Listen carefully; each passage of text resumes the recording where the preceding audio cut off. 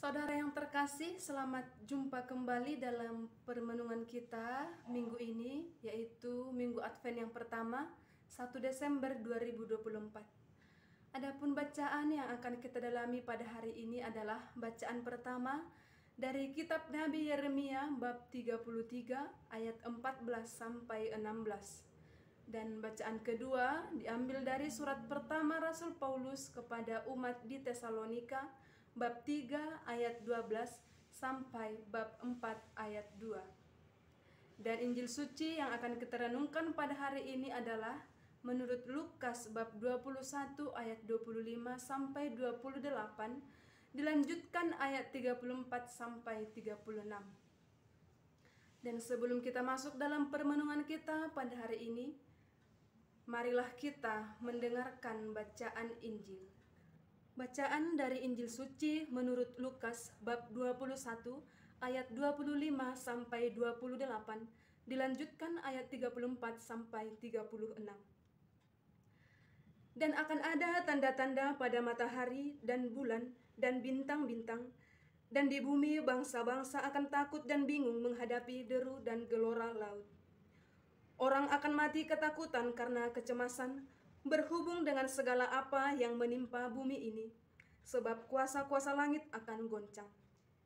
Pada waktu itu orang akan melihat Anak Manusia datang dalam awan dengan segala kekuasaan dan kemuliaannya. Apabila semuanya itu mulai terjadi, bangkitlah dan angkatlah mukamu, sebab penyelamatanmu sudah dekat. Jagalah dirimu supaya hatimu jangan syarat oleh pesta pora dan kemabukan, serta kepentingan-kepentingan duniawi, dan supaya hari Tuhan jangan dengan tiba-tiba jatuh ke atas dirimu seperti suatu jerat. Sebab ia akan menimpa semua penduduk bumi ini. Berjaga-jagalah senantiasa sambil berdoa, supaya kamu beroleh kekuatan untuk luput dari semua yang akan terjadi itu, dan supaya kamu tahan berdiri di hadapan Anak Manusia. Demikianlah sabda Tuhan. Terpujilah Kristus.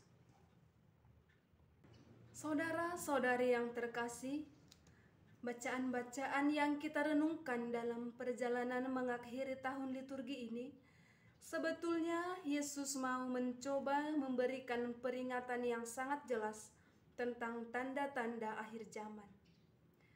Ia menggambarkan peristiwa-peristiwa alam yang dahsyat seperti gempa bumi, kelaparan, dan kekacauan yang akan terjadi.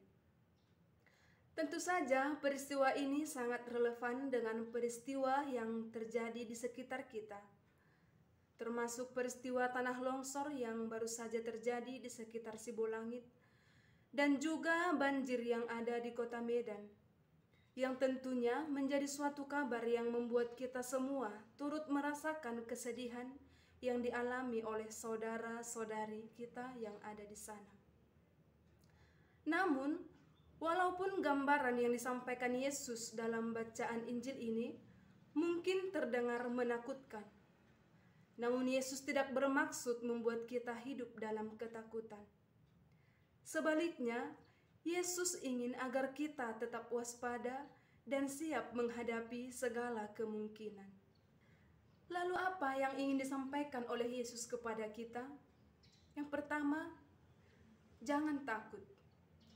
Meskipun dunia mengalami goncangan, kiranya ketakutan yang ada dalam diri kita tidak membuat kita semakin menjauh dari Tuhan.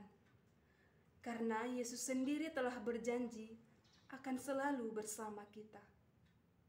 Yang kedua, dengan berkat dan anugerah iman yang telah diberikan kepada kita, hendaknya kita semakin menyerahkan hidup kita kepadanya.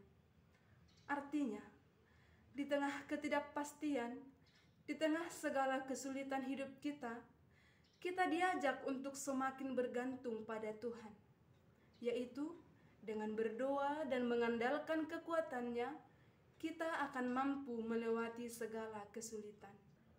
Peringatan Yesus tentang akhir zaman bukan untuk membuat kita takut, karena Yesus tidak mau kita hidup dalam ketakutan. Dan sesungguhnya Ajaran yang disampaikan oleh Yesus melalui sabdanya hari ini adalah untuk memotivasi kita agar mampu memaknai hidup yang masih diberikan kepada kita. Memaknai artinya mensyukuri setiap nafas dan perlindungan yang masih boleh kita alami. Mensyukuri kehadiran orang lain, keluarga, sahabat, dan semua orang yang menjadi sarana kehadiran Tuhan. Lalu dalam hidup sehari-hari, sebagai kaum muda, kita juga bisa hadir dalam media sosial untuk memberikan penghiburan kepada teman-teman yang sedang mengalami musibah.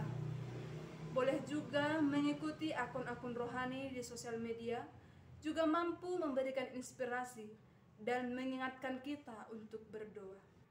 Akhirnya, para saudara yang terkasih, marilah kita selalu mengingat bahwa Yesus adalah harapan kita. Dengan iman yang teguh dan hati yang siap, kita yakin dan percaya bahwa kita mampu menghadapi segala tantangan hidup. Dan jangan lupa, tetaplah berbuat baik.